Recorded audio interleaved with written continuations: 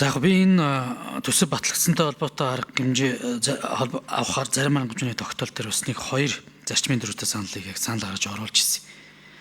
Яг зөвхөн нэг нь бол одоо бас яг явж байна. Хууль тогтоом зааснаас бусад яамны чигүүрэгтэй давтсан зөвлөл хороо комисс төвүүдийг татан болгож чигүүрийг холбох яам шилжүүлэх гэдэг. За нөгөөдг нь цэвэр эрчим хүч үйлдвэрлэх, огноос сэргийгдэх эрчим хүч гаргаж авах асуудлыг зохицуулах, ногоон эрчим хүч эдийн засгийг дэмжих хууль тогтоомжийн төслийг боловсруулж өргөн бариа гэдэг. Тэгээ энэ дээр яг хоёр дахь энэ эрчим хүчтэй холбоотой энэ асуудал дээр хариулт тайлбарууд бол хангалтгүй байна. 2-3 зүгээр нэг юм яг хэрэгжиж байгаа төслүүд. За яг наад хог хаягдлын тухай хууль сэргээгт эрчим хүчний хуулиар зарим юм чи явахааргүй юм л. Тэгэхээр энэ зүйлүүдийг уг нь бодлогын хувьд тодорхой болгоод цаашдаа энэ цэвэр эрчим хүч буюу газрын гүний дулаан ашиглах. За энэ одоо цаашлал одоо тий энэ ураны одоо асуудал атомын цахилгаан станцын суур асуудлыг зүгээр тавьчмаар байгаа байхгүй. Энэ асуудал дээр зүгээр тодорхой хэмжээний зүгээр шийдлүүдийг гаргаад ороод ирвэл хөрөнгө оруулагч нар хууль эрх зүйн орчныг маань харж иж орж ирэх байхгүй. Ерөөсөө юу ч байхгүй.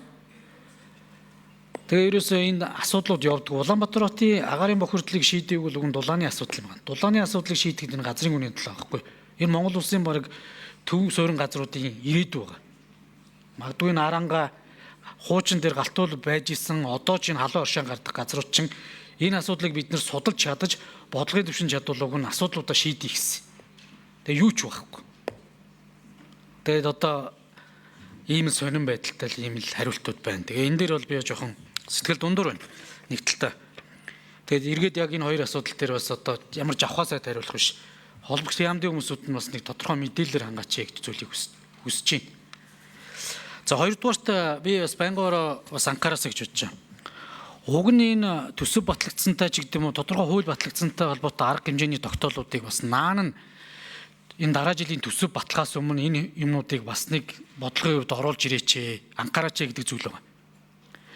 Гэтэл сүүлийн үед ер нь энд орж ирж байгаа ч юм алга. Зөвхөн ерөнхийдөө нэг хэрэгжилт юм байна гэж байна. Одоо би сая өргөн барьсан 2026 оны төсвийг бүр ойлгохгүй байгаа.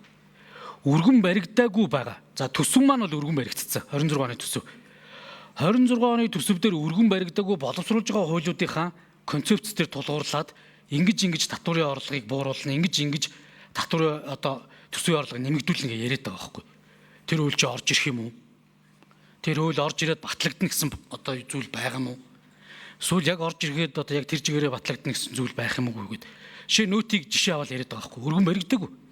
Гэтэл нөтийн буцаан авалгалтыг бид нэр одоо дараа жил одоо 5% хөргөнэ энэ төр гэдэг ингээд төсөвтэйгээ ууж яриад өрхийн одоо тий гэр бүлийн одоо өрхийн орлого дээр ийм дэмжлэг ингэж орж ирнэ. Төсөв үг нь ингэдэггүй байсан. Бусад үед бол ингээд хамтдаа өргөн баригдаад юмудаа явдаг байсан боловч одоо ингээд бид өргөн баригдаагүй хуулиудыг чиглэл болгоод ингээд явж болох юм уу? Энэ анханасаа энэ төсөв боловсруулах үйл ажиллагаа чинь ингээд болохгүй шүү дээ. За тэгээд он намжсан төслүүдийг ингээд хэрүүл уралдаа баахаа ярих юм. Магадлал хийсэн юм, аудит хийлгэсэн юм. Тэгээд гол гажиг дээр ярмэр шүү дээ. Тендерийн үйлээ янзсмаар байна. Энэ салбаруудын стандартыг янзалмаар байна. 6000 стандартаас чинь ихэнх стандартууд чинь буюу дандаа түгжээ олсон, социализмын үед батлагдсан, зах зээлийн шилжилтийн үед батлагдсан ийм зүйлүүд байгаа шүү дээ. Энэ стандартыг жишээ нь одоо сайжруулж чадвал бид нар зөвхөн барилгын салбарыг би ярил л да. Барилгын салбарын стандартыг өөрчилж чадвал бид нар барилгын өртгийг бууруулж чадна. За ер нь тэгээд одоо ингээд хэмжээ хязгаартай юма тавьж сурмаар байгаа байхгүй. Тэгээ баахан ингээ амсуулаад тавьчих. За сайн зэрэг гүшин минут үгүй.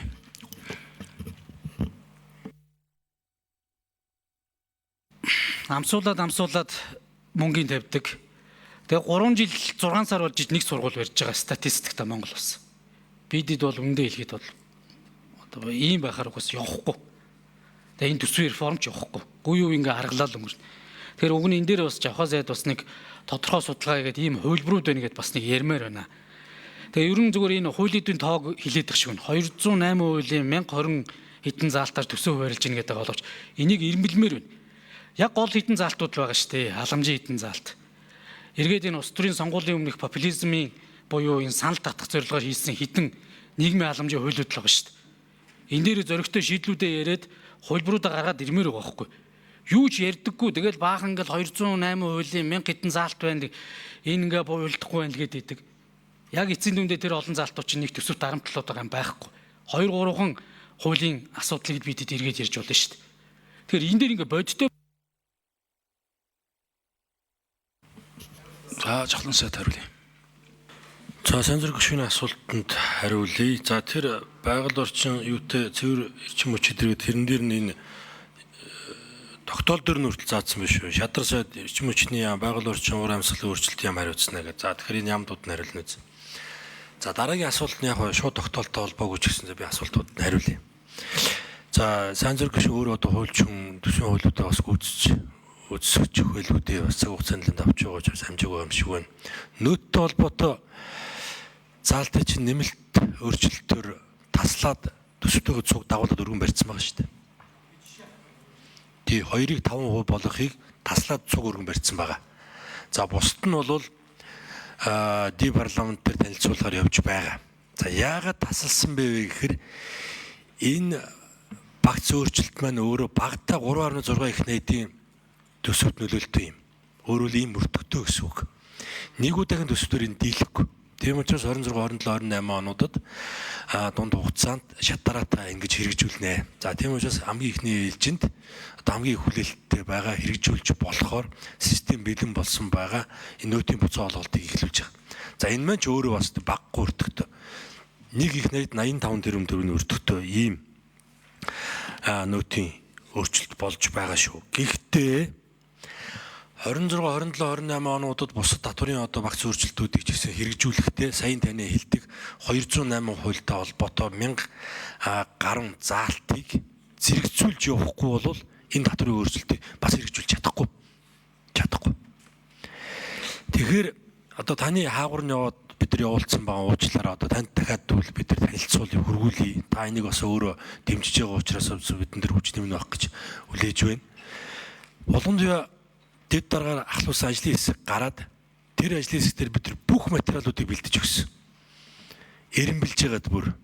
За жишээ нь одоо 25 оны төсөвт 24 оны төсөвт энэ ямар хэмжээр яаж туссан байдیں۔ Аль нь тогтоолоорын, аль нь хуулиарын улсын хурлын тогтоол, засгийн газрын тогтоолоор гэдэг маш олон ийм одоо эрх зүйн бичиг баримтууд байгаа. Нэг бүржлэн гаргаад хүчингү болгох, хойшлуулах гэдэг. За ингэж яагаад бид нар сая тогтоолог нь сая 7 сард тодглохоор ганцыг нь аваад орсон шүү дээ. Тэр аль багш нартай холбоотой нэмэгдлүүдтэй холбоотой ганцхан хуулийг нь аваад ороход л тасаалгадуулаад буцаал бид нар өргөн бариад хилцгээс өмнө бүр буцаж авах юм байдалд ирсэн. Буцаахгүй бол бүр улсын хурал тодглохыг мань бүр хилцэхгүй шатанд очсон шүү дээ. Тэг юм 208 хууль ганц хуулийг өргөн барихад л тэгсэн. Тэгээ энэ удаа ер нь бол бид бас өргөн барихад бол бэлэн байсан. За тэгвэл бас иймэгзэгтэй одоо гадаад нөхцөл одоо бас тодорхойгүй төсвийн орлого. За гүйцэтгэд хариулчих тий.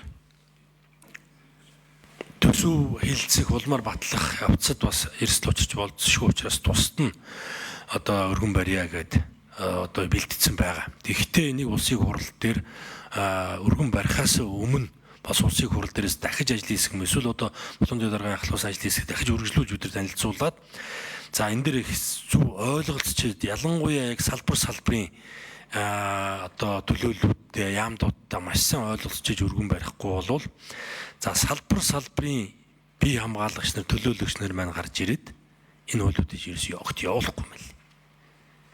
Тэг нэг ийм л зовлон байна да. За сайн зэрэг шүү. Би зовлонгийн ойлгож байна жахалсаа. Тэгээ яг зүгээр би энэ шинэ засгийн газар бүрдэж байхад бас нэг санал болгосон асуудал нь хууль тогтоомжийн агентлаг байхгүй. Харахад нэг байгууллага байгуулах гэдэг юм шиг мөртлөө яг наад ажлыг хийх юм. Монгол Улсын үндсэн хуулиар зааснаар ерөнхий сайдын үндсэн хууль болон бус хууль тогтоомжийн хэрэгжилтийг хангуулах хэрэгтэй. Аль хууль хэрэгжээд нийгэм ямар үр нөлөө үзүүлж байгаа юм бэ гэдгийг салбар яамдууд үнэхээр өнөөдрийн хүний нөөцөөр хийж чадахгүй. Эн чинь бас мэрэгчсэн бөгөөд байнгын тогтмол дата цуглуулж хийж анализ хийж яадаг асуудал. Хууль чинь өөрөө эргээд процессын шинжтэй хууль нь бол өдөр тутам анализ хийж болж байхад энэ одоо материалог гэдэг юм холимог хөлөвчин тодорхой хэмжээнд дата цуглуулж хийж үнэлт өгөөд энэ татаасыг үргэлжлүүлж болно. Энэ хүүхдийн мөнгийг ингэж болно. Энэ дүрийн албаны нэмэгдлийг ингэж болно гэд тодорхой шийдэлтэй орж ирээд ерөнхий сайд кабинетээр танилцуулаад өгнө. Энэ хууль тогтоомжийн хэрэгжилтийг хангаж явах хэрэгтэй юм. Тэгээс сүүлдээ энэ ингээд төсвийн зовлон болж байна. Хуулийн төгжрлийн зовлон болж байна. Энэ салбар чи эндээ хүрч чадахгүй. Яг үн салбар нь англиа явъя. Тэгээ ийм агентлагаас уг нэг гар татаад байгаад би бас гайхаад байна. Тэгэхээр энэ уг нь бол ингээд төсвийн реформ дээр ч юм уу түлхэж үзүүлэх зүйл.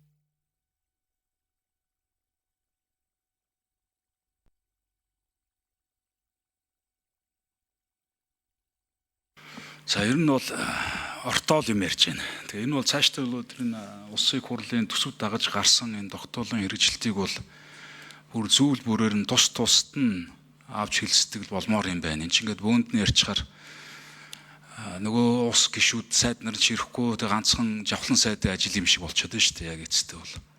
Тэгээ энэ дээр бол анхаармаар юм байна. За аль байна.